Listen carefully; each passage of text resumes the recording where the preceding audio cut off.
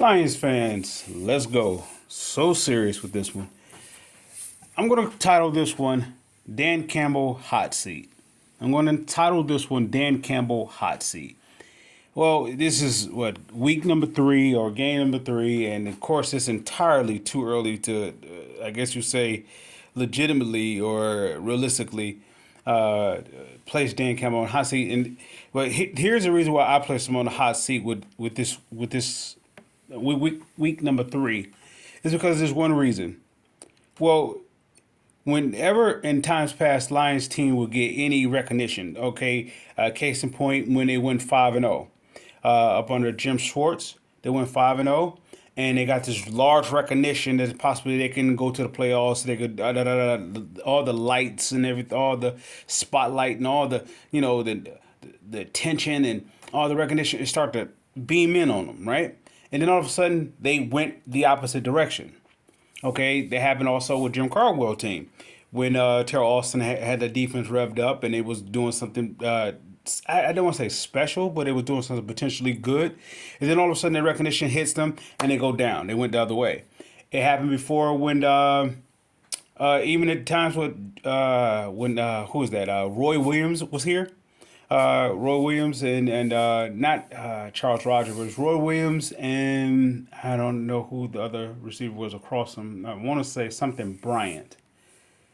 Anyway, during that time and they hit a area, and I believe what happened. No. Was that Stafford year when they went into Denver?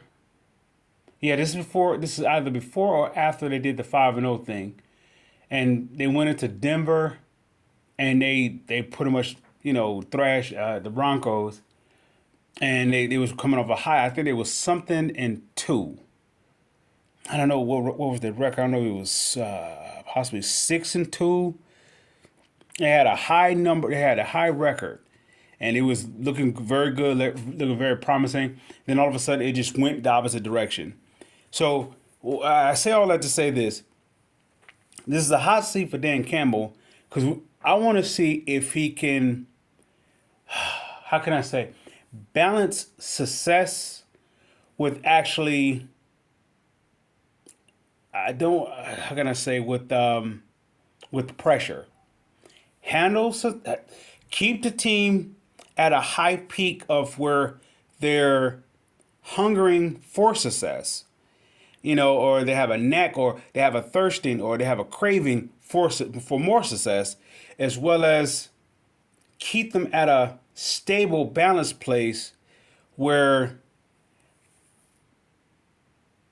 I don't want to say they're confident, they're just not overly confident.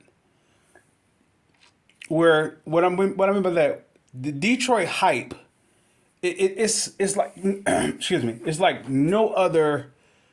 It's like no other hype from no other place. Detroit hype is different.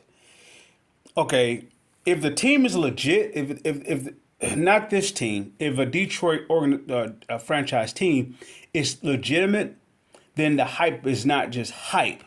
They make a statement throughout the world. Okay, you got the Red Wings, you got the Tigers, you have the Pistons for that example. Whenever, or even the Fab Five, I guess you could say Michigan type deal.